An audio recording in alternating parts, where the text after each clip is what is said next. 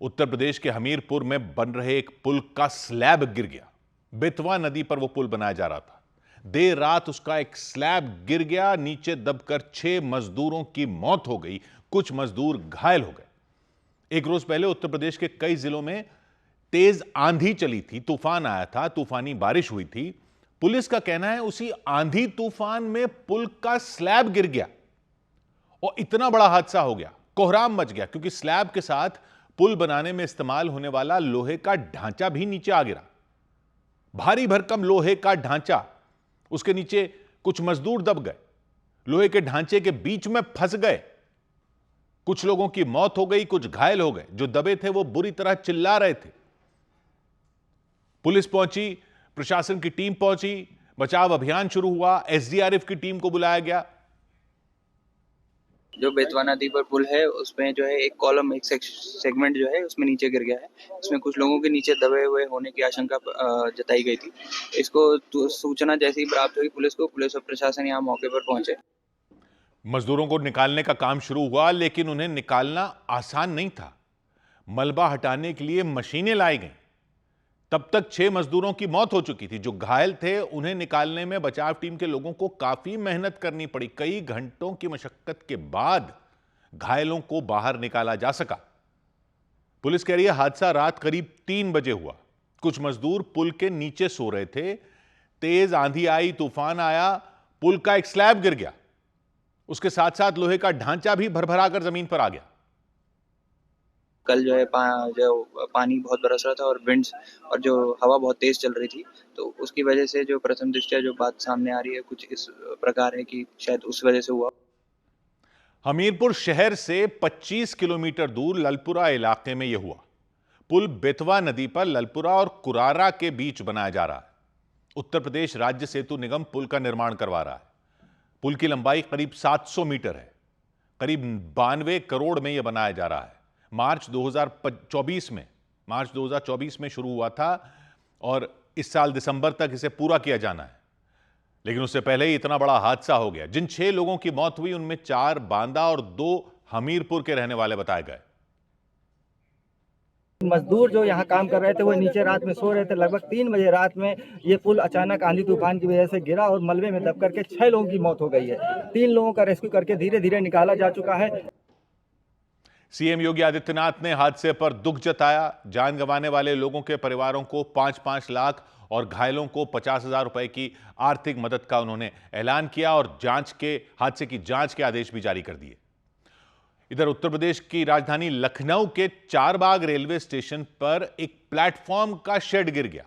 उससे 2 यात्री घायल हो गए। प्लेटफॉर्म पर कई यात्री मौजूद थे, सभी ट्रेन का इंतजार कर रहे थे। प्लेटफॉर्म पर यात्रियों का आना जाना लगा था। तभी टिन शेड भरभरा कर नीचे गिर गया। प्लेटफॉर्म पर मौजूद यात्री घबरा गए, चीख पुकार मच गई, लोग इधर उधर भागने लग गए, अफरा तफरी मच गई। तभी 2 यात्री उस टिन शेड के नीचे फंस गए। उनके पैर भारी भरकम शेड के नीचे दब गए। टिन शेड गिरते ही वो उसकी चपेट में आ गए, भाग ही नहीं पाए। आरपीएफ और कई लोग उनकी मदद के लिए दौड़े। रेलवे कर्मचारियों ने टिन शेड को हटाने की कोशिश की, लेकिन वो इतना भारी था कि वो उसे हटा ही नहीं सके। काफी देर तक दोनों व्यक्ति नीचे दबे रहे। उसे हटाने की लोग जद्दोजहद करते रहे। बाद में क्रेन आई, खुदाई करने वाली मशीन मंगाई गई, उनकी मदद से टिन शेड हटाया गया। लोगों ने घायलों को किसी तरह फिर बाहर निकाला और अस्पताल में भर्ती करवाया। गनीमत ये रही कि उनकी जान बाल बाल बच गई। इस बीच उस प्लेटफॉर्म पर आने वाली ट्रेनों को रोक दिया गया, टिन शेड ठीक करवाया गया, उसकी मरम्मत की गई। दूसरे प्लेटफॉर्म के शेड की भी जांच की गई ताकि दोबारा कोई घटना ना हो। यह हादसा तब हुआ जब कुछ देर पहले ही वहां तेज आंधी आई थी, बारिश हुई थी। उधर दिल्ली के नजदीक हरियाणा के गुरुग्राम में नेशनल हाईवे से गुजर रही एक कार पर अचानक भारी सरिया आकर गिर गया। जिसने भी देखा उसका दिल दहल गया। कार की छत को चीरता हुआ नीचे तक आया सरिया और ड्राइवर की बगल वाली सीट में जाकर धंस गया। गनीमत ये रही उस सीट पर कोई बैठा हुआ नहीं था। कार में सिर्फ ड्राइवर मौजूद था। अगर वहां कोई और बैठा होता ड्राइवर के साथ वाली सीट पर तो बड़ा हादसा हो जाता। कांग्रेस ने बीजेपी सरकार पर इस घटना को लेकर निशाना साधा और यह हादसा जिस जगह हुआ वहां फ्लाईओवर बनाने का काम चल रहा था। मजदूर लगे हुए थे इस काम में, सरिया रखा हुआ था। तेज आंधी चली, एक सरिया ऊपर से नीचे आ गिरा। नीचे गुरुग्राम रेवाड़ी नेशनल हाईवे से वो कार गुजर रही थी, सरिया उसके ऊपर गिरा और बिल्कुल सीधा गिरा, कार की छत को चीर दिया, चीरते हुए कार के अंदर घुस गया, सीट तक पहुंच गया। जिस जगह जाकर धंसा वहां अगर कोई बैठा होता तो उसका सिर वहां होता। हालांकि कार में अकेला ड्राइवर था, इसलिए बड़ा हादसा टल गया। घटना के बाद कांग्रेस ने सोशल मीडिया के जरिए बीजेपी सरकार को घेरा इस पर कि इस सरकार में घर से बाहर निकलें तो आपके साथ कभी भी कुछ हो सकता। उधर राजस्थान के बारां में अवैध खनन रोकने गई वन विभाग की टीम पर हमला हो गया। राजस्थान के बारां में अवैध खनन रोकने गई वन विभाग की टीम पर कुछ लोगों ने हमला कर दिया। वन विभाग के कर्मचारियों के साथ मारपीट करने के साथ उनकी गाड़ियों को तोड़ दिया। बाद में सभी आरोपी ट्रैक्टर लेकर वहां से भाग निकले। इस घटना में वन विभाग के 2 कर्मचारी घायल हो गए। उत्तर प्रदेश के मेरठ में कपिल नाम के एक व्यक्ति को अपने छोटे भाई की हत्या करने के आरोप में गिरफ्तार कर लिया गया। पुलिस के मुताबिक दोनों भाइयों के बीच 11 बीघे जमीन को लेकर झगड़ा था। आरोप है उसी झगड़े में कपिल ने 5 मई को गोली मारकर भाई की हत्या कर दी थी। हत्या के बाद उसने शव को खेत में गाड़ दिया था। उत्तर प्रदेश के बहराइच में पुलिस ने एक सरकारी जमीन से अतिक्रमण हटाने के लिए बुलडोजर कार्रवाई की। पुलिस ने उस जमीन पर बनी 11 दुकानें और एक मदरसे पर बुलडोजर चला दिया। पुलिस के मुताबिक मदरसा अवैध तरीके से बनाया गया था। हाईकोर्ट के आदेश के बाद उस पर कार्रवाई की गई। उधर उत्तर प्रदेश के चंदौली में समाजवादी पार्टी की एक महिला नेता की बुरी तरह पिटाई कर दी गई। दिन दहाड़े घर में घुसकर उन्हें बेरहमी से पीटा गया, बच्चों के सामने उन्हें मारा गया। महिला नेता का नाम गार्गी पटेल है। वो समाजवादी पार्टी की महिला मोर्चा की जिला अध्यक्ष बताई गई। उन्होंने मारपीट का आरोप प्यारेलाल यादव नाम के व्यक्ति के परिवार पर लगाया। प्यारेलाल यादव भी समाजवादी पार्टी से जुड़े हैं। गार्गी पटेल का आरोप है कि प्यारेलाल यादव के 2 बेटे, बेटी और पत्नी ने मिलकर उनके साथ मारपीट की। एक रोज पहले सुबह करीब 9 बज रहे थे। प्यारेलाल यादव और उनके परिवार वाले गार्गी पटेल के घर पहुंच गए। गार्गी पटेल का कहना है घर में घुसते ही उन लोगों ने उनकी बेटियों को गालियां देनी शुरू कर दी, बदसलूकी करने लगे, विरोध किया तो मारपीट शुरू कर दी, उन्हें जमीन पर गिरा दिया, बाल पकड़कर उन्हें खींचने लग गए, खींचते हुए घर के बीच में ले आए। प्यारेलाल यादव का एक बेटा उन्हें जमीन पर बालों से खींचता दिखाई दिया, जबकि दूसरा उन पर लात और घूंसों की बारिश करता रहा। उनकी बेटी भी उन्हें मारती नजर आई, उन पर लात चलाती रही। प्यारेलाल यादव की पत्नी भी उन्हें पीटने में जुटी रही, लेकिन प्यारेलाल यादव उन्हें रोकते रहे। वहां देखा कि वो उन्हें रोक रहे थे। वो महिला नेता को बचाने की कोशिश करते दिखे, लेकिन उनके बच्चों ने उन्हें अलग कर दिया, वहां से दूर कर दिया। महिला जमीन पर बैठी रहीं और प्यारेलाल यादव का बेटा उनकी पीठ पर मुक्के बरसाता रहा, बालों से पकड़कर उन्हें मारता रहा। उनकी बच्ची के साथ भी मारपीट की गई। डर के मारे वो वहां से भाग गई।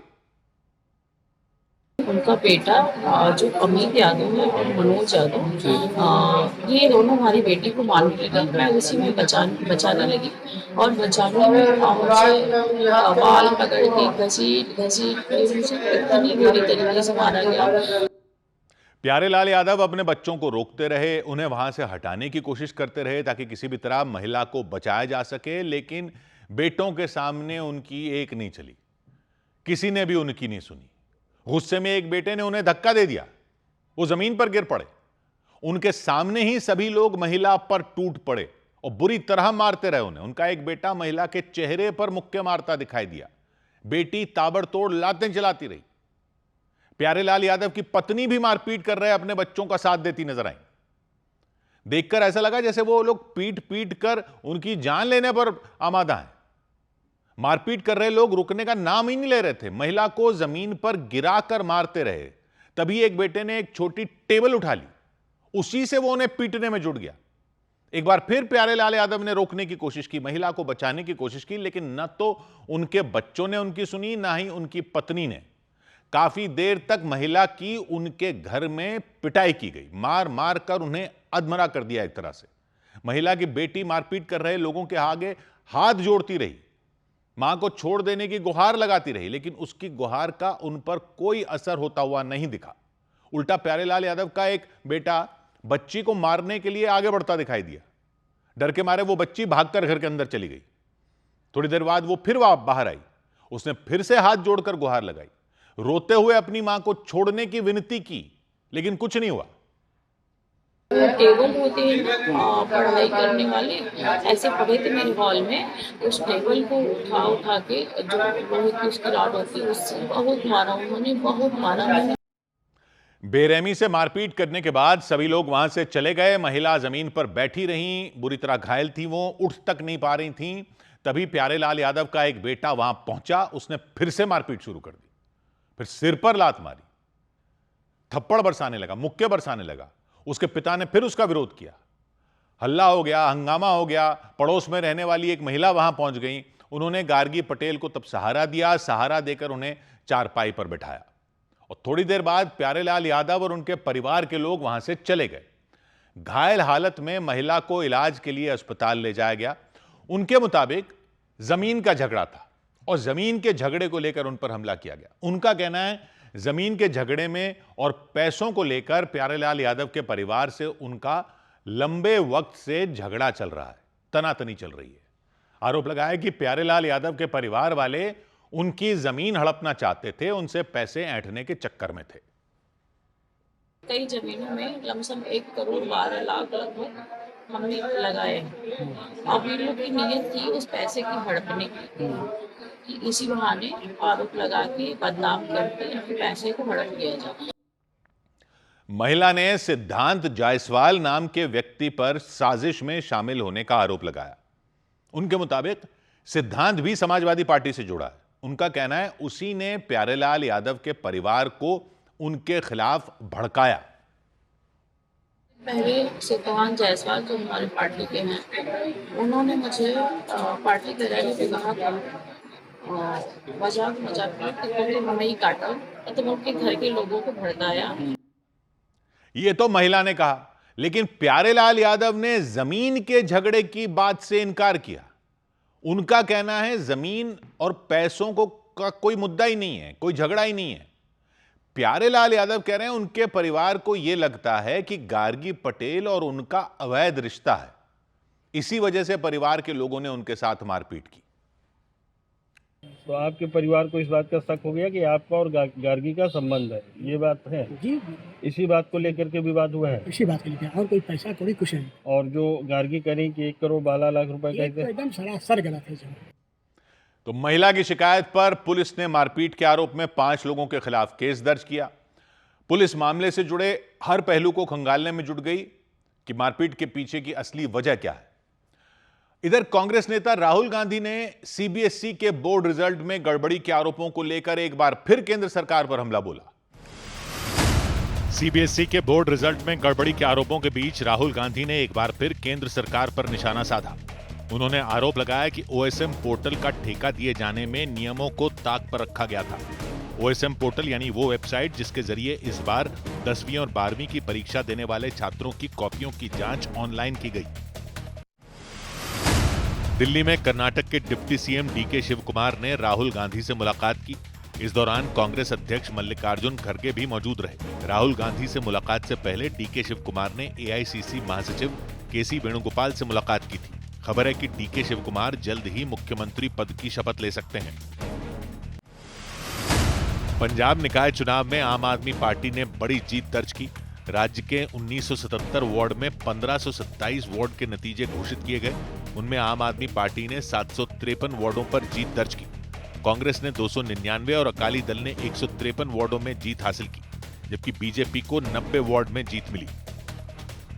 उधर महाराष्ट्र के पुणे में जहरीली शराब पीने से 15 से ज्यादा लोगों की मौत हो गई। कोहराम मच गया। किसी महिला ने अपना पति खो दिया, किसी का बेटा छिन गया। पुणे के फुगेवाड़ी इलाके में तो एक ही परिवार के 2 लोगों की जान चली गई। कई लोगों को इलाज के लिए अस्पताल में भर्ती करवाना पड़ा। जहरीली शराब से हुई मौत के बाद पुलिस और आबकारी विभाग ने 8 लोगों को हिरासत में लिया। पुलिस कह रही है पकड़े गए आरोपियों में एक अवैध शराब का बड़ा कारोबारी है। उसके खिलाफ पहले से कई मामले दर्ज हैं, कई थानों में एफआईआर हो चुकी है। पुलिस कह रही है शुरुआती जांच में पता चल रहा है कि ज्यादा मुनाफे के लिए अवैध शराब में मेथनॉल मिला दिया, खतरनाक केमिकल मेथनॉल मिलाकर बेचा गया। लोगों ने उसे पिया और उनकी मौत हो गई। हालांकि आबकारी विभाग ने वहां अवैध तरीके से चल रहे शराब के ठेकों से सैंपल लिए और उन्हें जांच के लिए भेज दिया। पुणे के दापोड़ी पुलिस स्टेशन में एफआईआर दर्ज की गई उसके मुताबिक जिन लोगों की जान गई उन्होंने ऐसी शराब पी थी जिसमें मेथनॉल मिला हुआ था। जहरीला केमिकल होता है यह पीने के लिए। तो पेंट बनाने में इसका इस्तेमाल होता है, सॉल्वेंट बनाने में, ईंधन के तौर पर इस्तेमाल होता है। एफआईआर में बताया गया कि पुणे और पिंपरी चिंचवड़ में इसी केमिकल को शराब में मिलाकर उसे अवैध शराब के अड्डों पर बेचा गया। जो जहरीली शराब है उसमें शुरुआती जांच में पता चला कि मेथनॉल मिलाया गया था, जो काफी ज्यादा सेंसिटिव और जहरीला होता है, और इसी वजह से इतने से लोगों की मौत हुई है। पुलिस ने जहरीली शराब पीने से शुरुआत में केवल 7 लोगों की मौत की पुष्टि की। मामला बढ़ा तो जहरीली शराब की भट्टियों के खिलाफ ताबड़तोड़ एक्शन शुरू किया गया। आरोपियों की धरपकड़ शुरू की गई। अलग अलग इलाकों में टीमें रवाना कर दी गईं। फिर पुलिस की टीम ने 5 आरोपियों को हिरासत में ले लिया। 3 को आबकारी विभाग की टीम ने दबोच लिया। सभी को पुणे के दापोडी थाने में लाया गया। तक एक्साइज और पुलिस विभाग ने 8 लोगों को काबू में लिया है। इन्वेस्टिगेशन शुरू है। इन्वेस्टिगेशन में डिटेल जैसा आएगा वैसा वैसा तपास आगे जाएगा। तो पुलिस ने योगेश वानखेड़े उर्फ सिकंदर राठौड़ नाम के व्यक्ति को मुख्य आरोपी बताया। उन्हें गिरफ्तार करने के बाद फिर पूछताछ शुरू कर दी। पुलिस के लिए योगेश पहले से अवैध शराब के कारोबार से जुड़े हुए थे। उनके खिलाफ पहले से ही कई मामले दर्ज हैं। अभी तक इस पूरे मामले में योगेश वानखेड़े, जिसके ऊपर जहरीली शराब बनाने के 3 से अधिक मामले दर्ज है और उसकी तफ्तीश जो है पुलिस द्वारा आगे की जा रही है। शुरुआती जांच में कह रहे हैं पता चला कि योगेश ने ऑनलाइन प्लेटफॉर्म से नकली आधार कार्ड के जरिए मेथनॉल खरीदा था। बाद में उन्होंने उस केमिकल को शराब में मिलाकर बेच दिया। पुलिस कह रही है योगेश वानखेड़े ने ही पुणे के हड़पसर और पिंपरी चिंचवड़ के फुगेवाड़ी इलाके में केमिकल मिली हुई यह शराब सप्लाई की थी और पुलिस का दावा है उसी शराब को पीने से वहां लोगों की मौत हो गई। महाराष्ट्र के सीएम देवेंद्र फडणवीस ने इस मामले में सख्त कार्रवाई का आदेश दे दिया। पुलिस वालों को कह दिया कि किसी को बख्शना नहीं है, चाहे जो भी हो। आबकारी विभाग ने 3 अलग अलग ठिकानों पर छापेमारी की। पुलिस सूत्र कह रहे हैं इस मामले में कर्नल सिंह विरका नाम के एक शराब कारोबारी की भी तलाश तेज कर दी गई है। उनके परिवार के कुछ लोगों को हिरासत में भी लिया गया। सूत्र बता रहे हैं कर्नल सिंह विरका का परिवार पुणे के फुगेवाड़ी में अवैध शराब के अड्डे चलाता है और योगेश वानखेड़े उन शराब अड्डों पर अवैध शराब की सप्लाई करते थे, यह बताया जा रहा है। पुणे में जहरीली शराब से हुई मौत के मामले को लेकर फिर सियासी घमासान भी छिड़ गया। एनसीपी शरद पवार गुट के नेता रोहित पवार पिंपरी चिंचवड़ पहुंच गए। उन्होंने अस्पतालों का दौरा किया, पीड़ित परिवारों से मुलाकात की, दावा किया कि शराब पीने से मरने वालों की संख्या 18 हो चुकी है। उन्होंने आरोप लगाया पुलिस और आबकारी विभाग की मिली भगत से ही अवैध शराब का कारोबार चलाया जा रहा है। पिंपरी चिंचवड़ और पुणे में जो दारू सप्लाई की वो एक ही सप्लायर है। तो हमारा कहना है एक्साइज डिपार्टमेंट भी जिम्मेदार है और यहाँ के सीपी भी वहाँ पे जिम्मेदार है। तो सरकार के माध्यम से जल्द कार्रवाई पुलिस डिपार्टमेंट पे वहाँ पे होनी चाहिए। और शिवसेना शिंदे गुट के सांसद ने भरोसा दिया कि इस मामले में दोषी कोई भी होगा, सख्त कार्रवाई होगी, किसी को भी बख्शा नहीं जाएगा। पूरी तरह से पुलिस विभाग उस पर कार्रवाई कर रहे। जो अवैध धंधे, गैर कानूनी धंधे, उस पर सख्त कार्रवाई करने का बारे में मैंने पुलिस से ही चर्चा की है। तो फुगेवाड़ी में तो एक ही दिन में 7 लोगों की इससे मौत हो गई। पूरे इलाके में मातम पसर गया।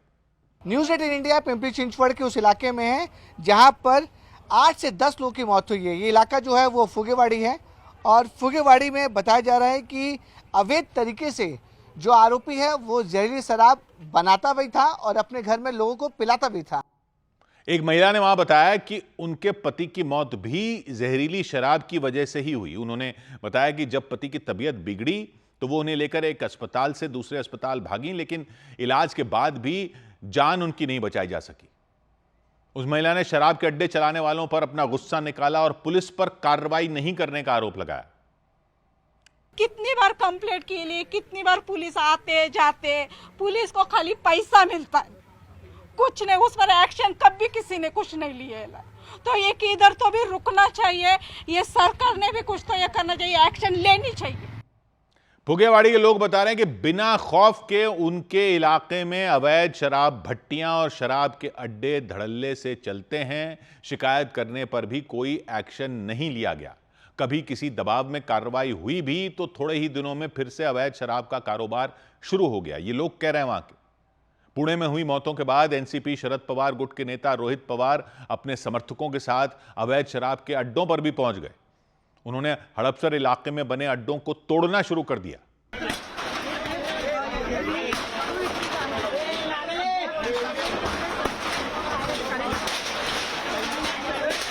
रोहित पवार और उनके समर्थकों ने शराब के अड्डे पर लगे बोर्ड उखाड़ दिए, दीवार बनाने के लिए लगाई गई टिन की शीटों को तोड़ दिया, वहां रखा सामान बिखेर दिया।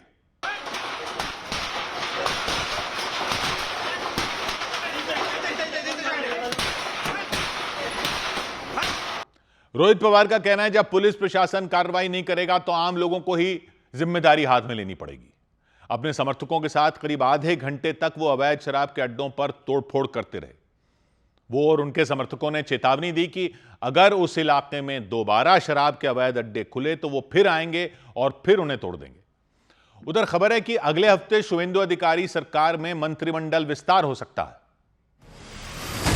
पश्चिम बंगाल में अगले हफ्ते मंत्रिमंडल का विस्तार हो सकता है।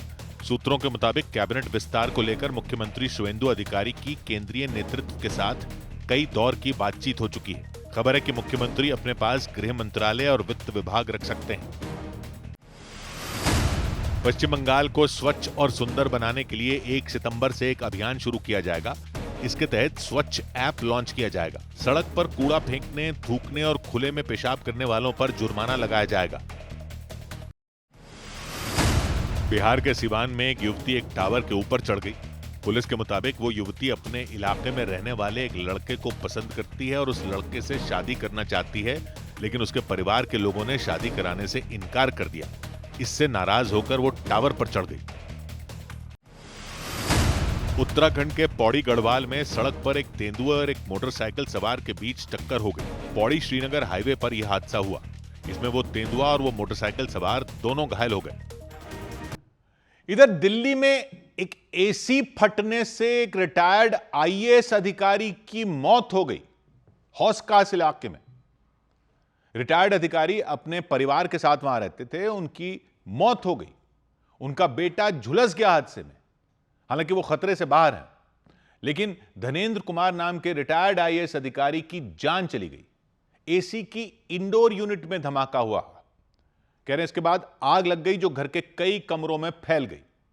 उस वक्त घर में धनेंद्र कुमार अपनी पत्नी और बेटे के साथ मौजूद थे। घर में काम करने वाले 2 लोग भी थे। ब्लास्ट इतना तेज था, बता रहे हैं कि आसपास के लोग अपने घरों से बाहर निकल आए। तुरंत पुलिस और दमकल विभाग को खबर दी। आग में झुलसे लोगों को एम्स ट्रॉमा सेंटर भिजवाया, लेकिन वहां इलाज के दौरान धनेंद्र कुमार ने दम तोड़ दिया। वो 80 साल के थे।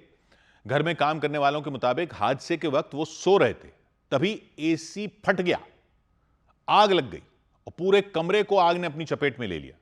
दूसरे कमरों तक भी आग फैल गई। धनेंद्र कुमार उसमें फंस गए। चारों तरफ इतना धुआं फैल चुका था कि उनकी हालत खराब हो गई। धुएं के कारण उनका दम घुटने लगा। उनके बेटे और पत्नी की भी हालत बिगड़ गई। सबकी हालत खराब हो गई। कमरे का तो बुरा हाल हो गया। सब कुछ जलकर राख हो चुका था। दूसरे कमरों की भी तस्वीर बिगड़ चुकी थी। क्या हालत इस वक्त उस रूम की बनी हुई है जहां पर ये ब्लास्ट हुआ एसी का। ये तस्वीरें आप पहले बाहर से देखिए, आपको अंदाजा हो जाएगा कि कितना बड़ा वो ब्लास्ट रहा होगा। पड़ोसियों के मुताबिक आग लगते ही वो अपने घरों से बाहर निकले, पुलिस को जानकारी दी, दमकल विभाग को जानकारी दी, लेकिन फायर ब्रिगेड की टीम ने आने में देर की। इस वजह से आग बुझाने में काफी वक्त लग गया। बहाना ये दे रहे कि हमको लोकेशन नहीं मिली या गली पतली थी तो हमने मिस कर दी गली। आई डोंट थिंक ऐसा कुछ हुआ, क्योंकि सायरन हमें एक ही बारी सुना फायर ब्रिगेड का, और जब सुना वो आ गई फायर ब्रिगेड। पुलिस को इस बात का पता लगा रही है कि एसी में आग कैसे लगी, धमाका किस वजह से हुआ। दिल्ली के हौस-खास इलाके में उस घटना के बाद कारोबारियों, दुकानदारों, उद्योगों से जुड़े संगठन सीटीआई ने एक एडवाइजरी जारी की। दिल्ली के लाखों व्यापारियों से अपील की कि वो अपनी दुकानों में लगे एसी की तुरंत जांच करवाएं, अपनी फैक्ट्रियों में लगे एसी की तुरंत जांच करवाएं। उसके मुताबिक भीषण गर्मी में पावर लोड लगातार बढ़ रहा है, एसी से जुड़ी समस्याएं भी लगातार बढ़ रही हैं। आमतौर पर तो एसी में धमाका नहीं होता, लेकिन जब होता है तो इतना खतरनाक साबित हो सकता है। इस खतरे को लेकर उसने कारोबारियों को आगाह किया, सलाह दी कि सिर्फ कंपनी वालों से या अच्छे मैकेनिक से ही एसी की सर्विसिंग करवाएं। एसी के इंडोर या आउटडोर यूनिट के नजदीक ऐसी कोई चीज न रखें जिससे आग लगने का खतरा हो। एसी में कुछ भी गड़बड़ी लगे तुरंत उसे बंद कर दें, उसकी जांच करवाएं। उधर उत्तर प्रदेश के मथुरा में भी एसी में ब्लास्ट होने से एक 4 मंजिला इमारत में आग लग गई। भीषण आग लग गई, बेकाबू हो गई, पूरी इमारत घिर गई। वृंदावन में उस इमारत की पहली और दूसरी मंजिल पर लोग मौजूद थे। तीसरी और चौथी मंजिल में कपड़ों का गोदाम बना है और गोदाम में लगे एसी में अचानक ब्लास्ट हो गया। ब्लास्ट होते ही आग भड़क गई। गोदाम में जो कपड़े रखे थे उनमें आग लग गई, लपटें उठने लगीं, धुआं उठने लगा और भीषण आग इमारत की दूसरी मंजिल तक फैल गई। काला धुआं दहशत पैदा करने लगा। इमारत में रहने वाले लोग घबरा गए, डर गए। आनन फानन में लोग इमारत से बाहर निकल आए। कुछ लोगों ने वहां रखे सामान को बाहर फेंकना शुरू कर दिया। पास वाली इमारत की छत पर सामान फेंकते हुए नजर आए, कपड़ों की गठरियां फेंकते रहे। वृंदावन के रेतिया बाजार में यह आग लगी, अफरा तफरी मच गई। आग लगने की खबर मिलने पर पुलिस वहां पहुंच गई, दमकल विभाग की टीम पहुंच गई। दमकल कर्मियों ने कड़ी मेहनत की, पानी की बौछार की, घंटों तक पानी की बौछार की, तब जाकर आग पर काबू पाया गया। कोई जनहानि नहीं है, सब ठीक है। बस ये सकरी गली की वजह से इतना स्ट्रगल करना पड़ा है और सब बकाया जो है साल्वेज किया जा रहा है। आप देख रहे हैं सारा सामान बाहर निकलवाया जा रहा है। तो रात की बात यही रही, जैसे उन्होंने बताया कि कोई जनहानि नहीं, लोग इसकी चपेट में आने से बाल बाल बच गए, लेकिन आग लगने की वजह से गोदाम के मालिक को भारी नुकसान उठाना जरूर पड़ा। अनुमान जताया गया 20 से 25 लाख रुपए का नुकसान उठाना पड़ा इस आग में। इधर 21 जून को होने वाली नीट परीक्षा के दिन दिल्ली में अभ्यर्थियों को डीटीसी बसों में फ्री यात्रा की सुविधा देने का ऐलान किया गया। दिल्ली सरकार ने 21 जून को नीट की परीक्षा देने वाले अभ्यर्थियों के लिए डीटीसी की बसों में फ्री यात्रा का ऐलान किया। परीक्षार्थियों को इस सुविधा का लाभ लेने के लिए बस कंडक्टर को अपना नीट एडमिट कार्ड दिखाना होगा। उत्तर प्रदेश के उन्नाव से असम पुलिस ने बांग्लादेश के एक नागरिक को गिरफ्तार करने का दावा किया। असम पुलिस का कहना है कि नूर मोहम्मद नाम का आरोपी 20 साल पहले अवैध तरीके से भारत आया था और वो असम के उग्रवादी संगठन उल्फा को फंडिंग करने में जुटा था। गुजरात के कच्छ में गृह मंत्री अमित शाह भारत पाकिस्तान सीमा पर मौजूद बॉर्डर आउटपोस्ट पर पहुंचे। वहां उन्होंने सुरक्षा बल के जवानों के साथ बातचीत की। उन्होंने तपते रेगिस्तान में और जमा देने वाली ठंड में देश की सुरक्षा के लिए तैनात रहने वाले जवानों की तारीफ की। उधर जम्मू कश्मीर के राजौरी में 7वें दिन भी ऑपरेशन शेरूवाली जारी रहा। ऑपरेशन के 7वें दिन भी जंगल में सुरक्षा बल का कड़ा पहरा रहा। जम्मू कश्मीर पुलिस, भारतीय सेना, सीआरपीएफ के जवानों ने पूरे जंगल को घेर रखा है, चप्पे चप्पे की तलाशी ली। सुरक्षा बल को जानकारी मिली थी कि जंगल में छिपे दोनों आतंकी बार बार अपनी जगह बदल रहे हैं। एनकाउंटर के डर से वो ज्यादा वक्त तक एक जगह पर नहीं रुक रहे। तो सुरक्षा बल कह रहे हैं कि उसे सुबह पता चला कि आतंकी किसी बरसाती नाले के नीचे जाकर छिप गए हैं। इसके बाद वहां काफी देर तक गोलीबारी की गई, लेकिन वहां कोई हलचल नहीं हुई। फिर सुरक्षा बल ने वहां रॉकेट लॉन्चर से रॉकेट दाग दिए। रॉकेट की आवाज से पूरा इलाका थर्रा उठा।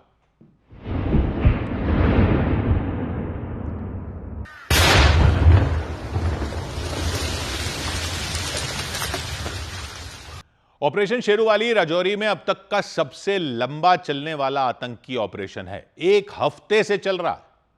7वें दिन सुबह से ही जंगल में गोलीबारी शुरू हो गई। ताबड़तोड़ गोलियां चलाई सुरक्षा बल ने। जब गोलियों का असर नहीं हुआ तो रॉकेट दाग दिए। जब सुरक्षा एजेंसियों के पास ये खबर आई कि 2 आतंकी अब जगह तो बदल रहे हैं लेकिन अब किसी नाले में घुस चुके हैं और नाले में जब गोलीबारी कामयाब नहीं हुई तो वहां पर आरएल दागे गए। लगातार गोलीबारी की गई। फिर रॉकेट दागने से जंगल में एक जगह पर आग लग गई। आग की लपटें उठती दिखी। सुरक्षा बल के मुताबिक जंगल में लगी आग तेजी से फैलती जा रही है और अनुमान जताया गया कि अगर आग ऐसे ही फैलती रही तो आतंकी ज्यादा वक्त तक फिर छिपकर नहीं रह पाएंगे, उन्हें जंगल से बाहर निकलना ही पड़ेगा। पिछले एक हफ्ते से जंगल में तलाशी अभियान ये चल रहा है। पाकिस्तान के 2 आतंकियों को ढूंढा जा रहा है। हेलीकॉप्टर और ड्रोन से भी उनकी निगरानी की जा रही है। आतंकियों की तलाश में पुलिस ने जगह जगह नाकेबंदी कर रखी है, चेक पोस्ट लगा दी हैं। राजौरी में आने जाने वाली गाड़ियों की चेकिंग शुरू हो गई है। गाड़ी वालों के दस्तावेजों की जांच शुरू हो गई। इधर वाइस एडमिरल अजय कोचर ने भारतीय नौसेना के vice chief of naval staff का पदभार संभाल लिया। वाइस एडमिरल अजय कोचर को भारतीय नौसेना का 48वां vice chief of naval staff बनाया गया। पदभार संभालने के बाद उन्होंने दिल्ली में नेशनल वॉर मेमोरियल पहुंचकर शहीदों को श्रद्धांजलि दी। अजय कोचर 1 जुलाई 1988 को नौसेना में शामिल हुए थे। उत्तर प्रदेश के रामपुर की एमपी एमएलए कोर्ट ने आजम खां के बेटे अब्दुल्ला आजम की 7 साल की सजा रद्द कर दी। 2 पासपोर्ट रखने के मामले में पिछले साल एमपी एमएलए मैजिस्ट्रेट कोर्ट ने उन्हें सजा सुनाई थी। हालांकि अब्दुल्ला आजम को तुरंत रिहाई नहीं मिलेगी क्योंकि वो पैन कार्ड मामले में रामपुर जेल में बंद है। दिल्ली की मुख्यमंत्री रेखा गुप्ता ने रोहिणी में मौजूद राजस्व विभाग के सब रजिस्ट्रार ऑफिस का औचक निरीक्षण किया। रेखा गुप्ता ने ऑफिस में गंदगी, बंद एसी और टूटे फ्लोर समेत कई तरह की लापरवाहियों पर नाराजगी जताई। उन्होंने अधिकारियों को सफाई करवाने के लिए 1 सप्ताह का समय दिया। साथ ही भ्रष्टाचार और विभागीय काम में देरी होने पर कड़ी कार्रवाई करने की चेतावनी दी। उधर बिहार के नवादा में बारिश के बाद एक सरकारी अस्पताल में पानी भर गया। आसपास की सड़कें पानी से लबालब हो गई, नाले जैम हो गए, नालों का पानी अस्पताल के अंदर तक पहुंच गया, कमरों में पानी भर गया, मरीजों की मुसीबत बढ़ गई। लोगों ने अस्पताल प्रबंधन के खिलाफ नाराजगी जताई। कुछ लोगों ने आरोप लगाया कि बारिश के मौसम में अक्सर उस इलाके की यही हालत देखने को मिलती है, फिर भी अस्पताल प्रबंधन ने कोई कदम नहीं उठाए। चारों तरफ गंदा पानी भरा दिखा। मरीज गंदे पानी में चलने को मजबूर हो गए। अस्पताल के रजिस्ट्रेशन काउंटर के पास पानी भरा नजर आया, दवा दुकान के पास पानी भरा नजर आया। लोगों के मुताबिक अस्पताल के आधे से ज्यादा हिस्से में जल भराव हो गया। हर जगह गंदा पानी भर गया। गंदे पानी की वजह से मरीजों की मुसीबत और बढ़ गई। महिलाएं एक दूसरे को पकड़कर रास्ता पार करती दिखी। बुजुर्ग भी परेशान नजर आए। एक बुजुर्ग लाठी पकड़कर धीरे धीरे आगे बढ़ते दिखे। एक महिला दूसरी बुजुर्ग महिला को हाथ पकड़कर उन्हें रास्ता पार कराती दिखी, उनकी मदद करती दिखी, उन्हें रजिस्ट्रेशन काउंटर तक पहुंचाती दिखी। अस्पताल के आसपास की सड़कें भी पानी से लबालब नजर आईं। लोगों ने अस्पताल प्रबंधन के खिलाफ नाराजगी जताई। उनके मुताबिक एक तो वो पहले से ही इलाज को लेकर परेशान है, ऊपर से अस्पताल में गंदा पानी भर जाने की वजह से उनकी परेशानी दुगनी हो गई। सौभाग्य की एक बात यह कि अभी तो मॉनसून आया भी नहीं है कि अस्पतालों में पानी भरना शुरू भी हो गया। नवादा में भर गया सरकारी अस्पताल में पानी। जब हर साल यह होता रहता है, इतने सारे अस्पतालों में यह होता रहता है, तो क्या जिम्मेदारी होती है? फिर क्या जिम्मेदारी होती है अधिकारियों की? ये जो जांचें बैठाई जाती हैं, क्या एक्शन लिया जाता है उनके बाद? किसी प्राइवेट अस्पताल में बारिशों में पानी भरता रहे तो मैनेजमेंट वाले लताड़ नहीं लगाएंगे अपनी टीम को, और हर बार होता रहे तो उनकी तो नौकरी चली जाए। लेकिन सरकारी अस्पताल है तो विभाग वालों में किसकी नौकरी जाती है? ये सरकारी नौकरी सबको चाहिए ही इसलिए होती है क्योंकि इसमें निकाल तो सकते नहीं किसी को, किसी का कुछ बिगड़ता तो है नहीं, किसी का कुछ बिगाड़ ही नहीं सकते, तो सब चल रहा है। जब तक इन पर कोई तलवार नहीं लटकेगी तब तक पब्लिक ही भुगतेगी। 100 बात की एक बात। इधर दहेज हत्या और प्रताड़ना मामले में सुप्रीम कोर्ट ने सख्त टिप्पणी की। दहेज हत्या और प्रताड़ना के एक मामले में सुप्रीम कोर्ट ने आरोपी पति और उनके परिवार को राहत देने से इनकार करते हुए जेल भेज दिया। सुनवाई के दौरान जजों ने सख्त टिप्पणी करते हुए कहा कि लड़के शादी करके लड़कियों और उनके परिवारों का अपमान नहीं कर सकते। जजों ने लड़की के परिवार से पैसों और उपहार की उम्मीद को बहुओं को निचोड़ने की कोशिश करार दिया। दिल्ली की साकेत कोर्ट ने 2022 में हुए श्रद्धा वालकर मर्डर केस की सुनवाई में तेजी लाने का फैसला लिया। कोर्ट ने 20 जुलाई से मामले की रोजाना सुनवाई करने के निर्देश दिए। मामले में 20 से 27 जुलाई तक बचे हुए गवाहों से पूछताछ होगी। ईडी ने यूनिटेक ग्रुप की 634 करोड़ रुपए से ज्यादा की संपत्तियां अस्थायी रूप से कुर्क कर ली। ईडी के मुताबिक घर खरीदारों और बैंकों के पैसे का गलत इस्तेमाल करके ये संपत्तियां बनाई गई थी। ईडी ने बताया कि यूनिटेक ग्रुप ने घर खरीदारों और बैंकों से लिए 16,000 करोड़ रुपए में 7,794 करोड़ रुपए दूसरे कामों में लगा दिए। उधर बिहार के खगड़िया में एक सरकारी स्कूल में टीचर क्लास के बजाय बच्चों को तिरपाल के नीचे पढ़ाते नजर आए, क्योंकि प्रिंसिपल का कहना है कि जिस इमारत में बच्चों को पढ़ाया जाता था वो बाढ़ में बह गई। वो भी 3 साल पहले 2023 में उस स्कूल की इमारत नदी के पानी में बह गई थी। तब से ही सारे बच्चे बगीचे में पढ़ते हैं। बच्चे कह रहे हैं बगीचा गांव के मुखिया का है, उन्होंने बच्चों को पढ़ाने के लिए अपना बगीचा स्कूल वालों को दे दिया, तब तो वो पढ़ पा रहे हैं। सरकारी स्कूल के प्रिंसिपल का कहना है तब से ही खुले में स्कूल चलाया जा रहा है। बारिश और धूप से बचने के लिए ऊपर तिरपाल लगा दिया गया है। तिरपाल के नीचे छोटे छोटे बच्चे पढ़ते भी नजर आए। कई बच्चे तो बिना तिरपाल के ही धूप में बैठकर भी पढ़ते दिखे।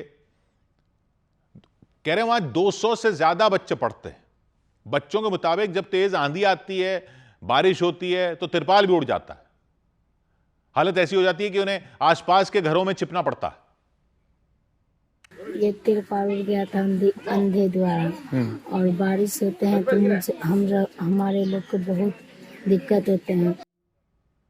बच्चे बता रहे हैं मिड डे मील तो मिलता ही नहीं है, यहां पे 3 साल से नहीं मिल रहा है। वो कह रहे हैं खाना खाने के लिए उन्हें दोपहर में अपने अपने घर जाना पड़ता है और इस वजह से भी काफी समय बर्बाद हो जाता है। मौसम खराब होने पर उनकी मुसीबत और बढ़ जाती है। घर जाते हैं खाने के लिए, हमारे स्कूल नहीं है। बारिश और तूफान में दिक्कत होता है पढ़ने में। हम बगीचे में पढ़ते हैं, मुखिया जी बगीचे में। प्रिंसिपल बता रहे हैं कीड़े मकोड़ों के डर से मिड डे मील बंद कर दिया गया। बगीचे में स्कूल चलाए जाने की वजह से उन्हें कई तरह की परेशानियों का सामना करना पड़ रहा है। जगह की कमी की वजह से उनके लिए बच्चों को खाना देना मुश्किल हो गया। कुछ हो जाएगा सर, बच्चे के भोजन में चला जाएगा सर, तो उस समय हम लोगों फुटबॉल बन जाएंगे अपना और ग्रामीण प्लस पदाधिकारी के बीच में सर हम कहीं का नहीं रहेंगे सर। खगड़िया के बेलदौर प्रखंड में हुआ ये। प्रिंसिपल कह रहे हैं उन्होंने जिला शिक्षा पदाधिकारी से स्कूल बनवाने की मांग की, उन्हें परेशानियां बताई। जिला शिक्षा पदाधिकारी का कहना है कि उस स्कूल के अलावा भी कई ऐसे स्कूल हैं जिनके पास इमारत नहीं है। कि जिले में 54 ऐसे विद्यालय हैं जो भूमिहीन है, जिसको लेकर के जमीन को चिन्हित कर ली गई है और एसीएस जो शिक्षा विभाग को है उनको 54 विद्यालय की सूची जो है सो सौंप दी गई है। अब जिला शिक्षा पदाधिकारी कह रहे हैं डीएम ने शिक्षा विभाग से स्कूलों के निर्माण की मांग की है। उन स्कूलों के नाम पर जमीन दे दी गई है, लेकिन निर्माण का काम अब तक शुरू नहीं हुआ है। 100 बात की एक बात यह कि बाढ़ में जो बह गए वो स्कूल बनाने के लिए अगर हमारे पास पैसे नहीं है तो बाकी कामों में पैसे क्यों खर्च किए जाते हैं बजट में। खगड़िया के एक स्कूल में तो दिखा कि बच्चे तिरपाल में पढ़ रहे हैं। क्यों? क्योंकि स्कूल तो 3 साल पहले बह गया बाढ़ में, फिर बनाया ही नहीं। तो गांव के मुखिया ने अपनी जमीन दी, तब तो जाकर तिरपाल लगाकर स्कूल चलाया जा रहा है। और ऐसा एक स्कूल नहीं है, कह रहे हैं उसी इलाके में 54 ऐसे स्कूल हैं जिनकी इमारत ही नहीं है, गिर गई या बह गई बाढ़ में।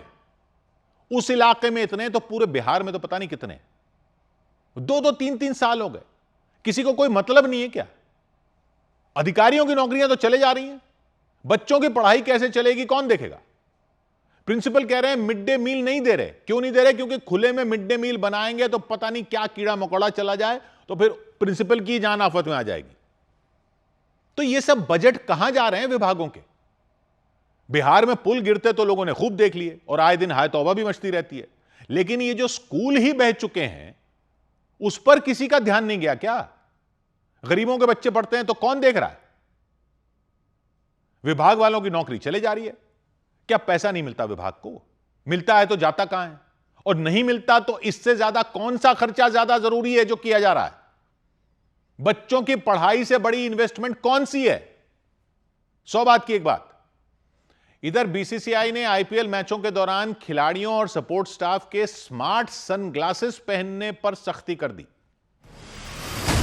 बीसीसीआई ने आईपीएल मैच के दौरान खिलाड़ियों और सपोर्ट स्टाफ के स्मार्ट सनग्लासेस पहनने पर रोक लगा दी। स्मार्ट सनग्लासेस में मैसेज भेजने, लाइव स्ट्रीमिंग करने और वीडियो कॉल करने जैसे फीचर होते हैं। बीसीसीआई ने साफ कर दिया कि अगर इसका पालन नहीं हुआ तो कड़ी कार्रवाई की जाएगी और जुर्माना लगेगा।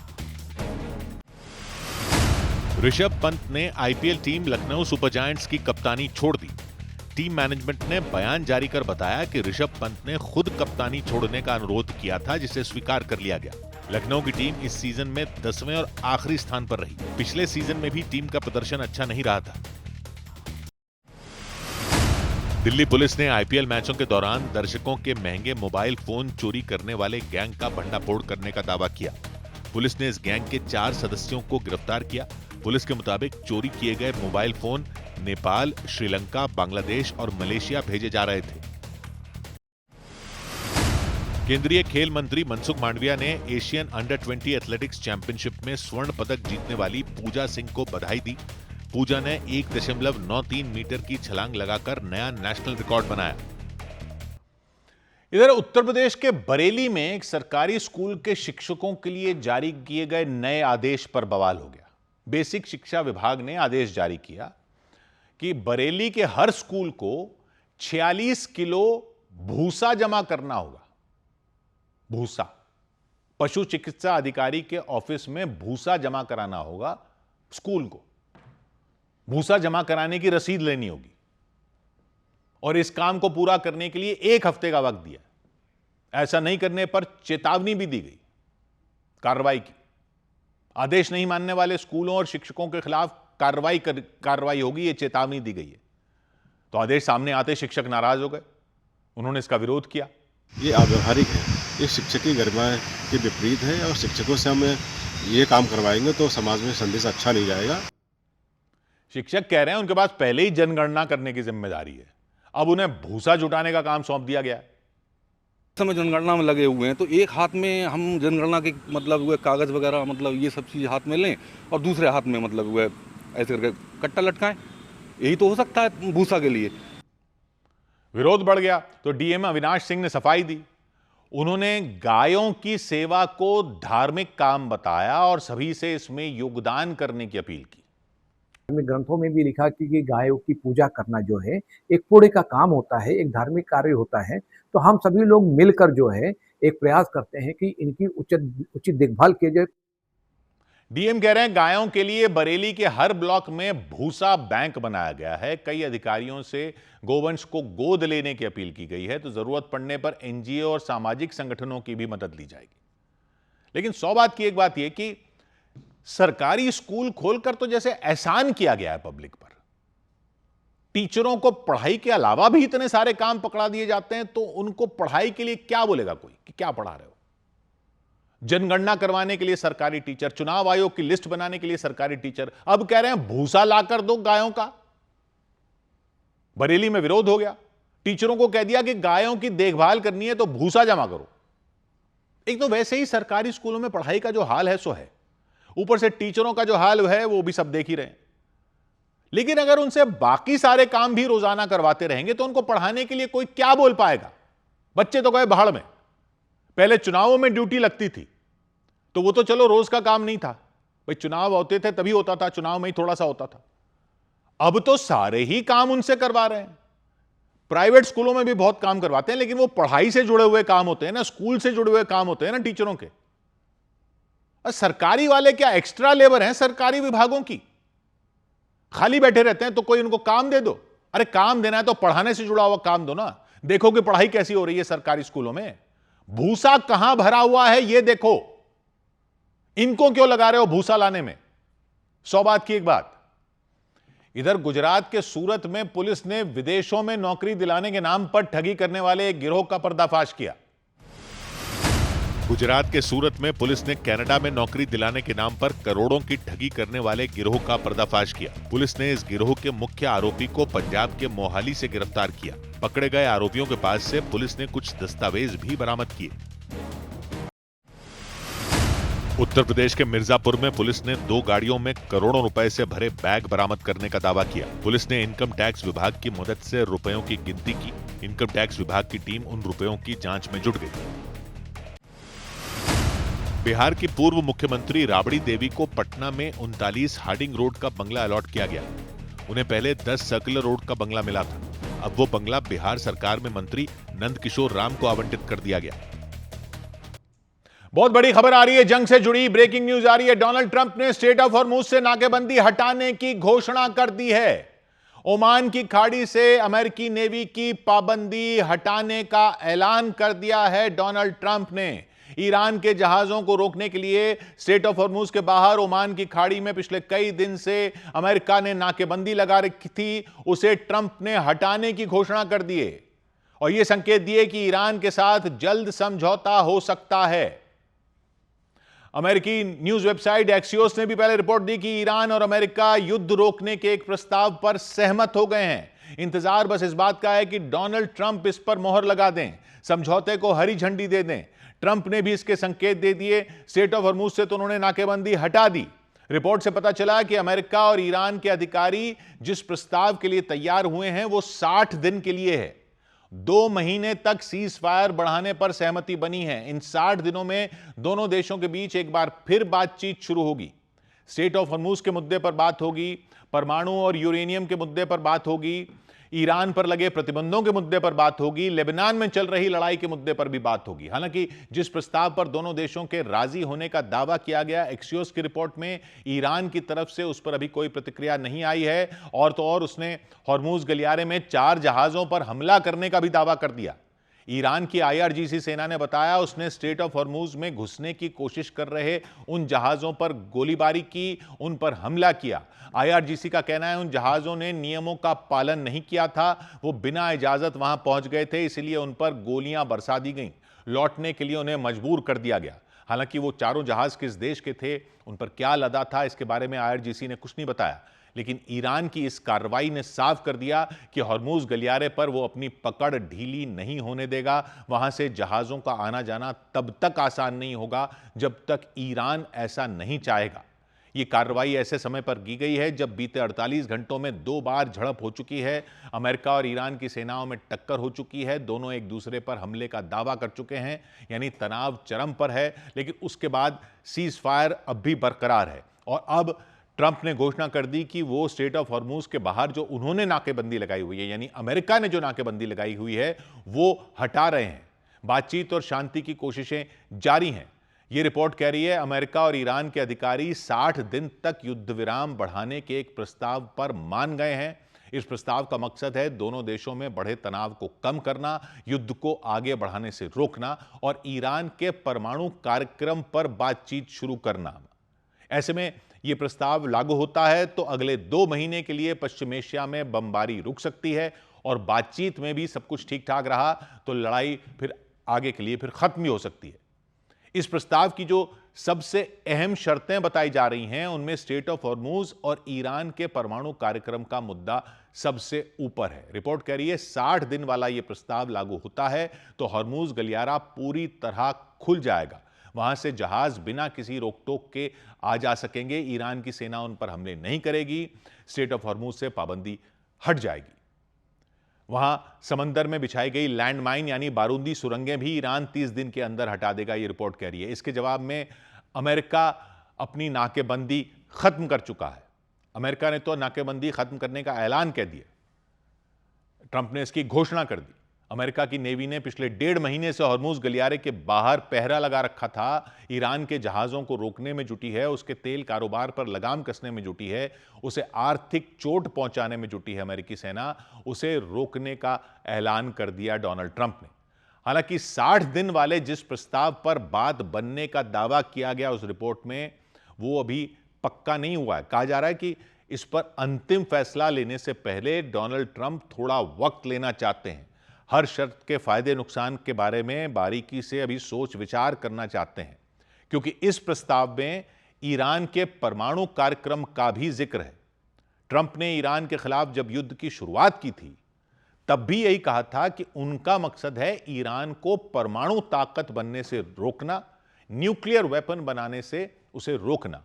वो सीजफायर के दौरान भी कई बार यह बात कह चुके हैं और इस जिद पर अड़े हैं कि ईरान को किसी भी कीमत पर परमाणु हथियार नहीं बनाने देंगे।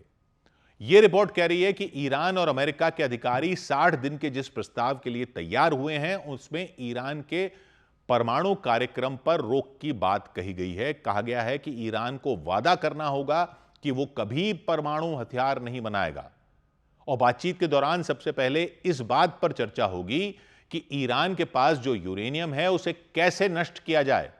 रिपोर्ट है कि ईरान अगर इन शर्तों को मानता है तो उस पर जो प्रतिबंध लगे हैं अमेरिका उन्हें धीरे धीरे कम करेगा और दूसरे देशों में फ्रीज की गई ईरान की संपत्तियां भी उसे लौटाई जाएंगी। अमेरिका लेबनान के मुद्दे पर भी मदद करेगा।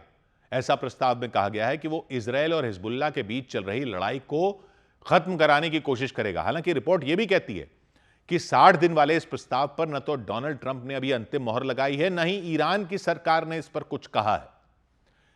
इधर ईंधन संकट और जंग की वजह से एयरलाइन कंपनी इंडिगो की कमाई में कमी दर्ज की गई। एयरलाइन कंपनी इंडिगो ने ईंधन के दाम बढ़ने की वजह से वित्त वर्ष 2025-26 की चौथी तिमाही में मुनाफे में कमी दर्ज की।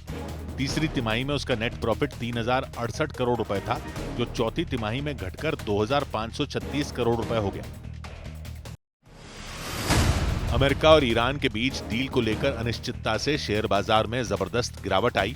बाजार में आखिरी घंटे में बिकवाली का बेहद ज्यादा दबाव दिखा। सेंसेक्स 1000 अंकों से ज्यादा टूट गया तो निफ्टी भी लाल निशान पर बंद हुआ।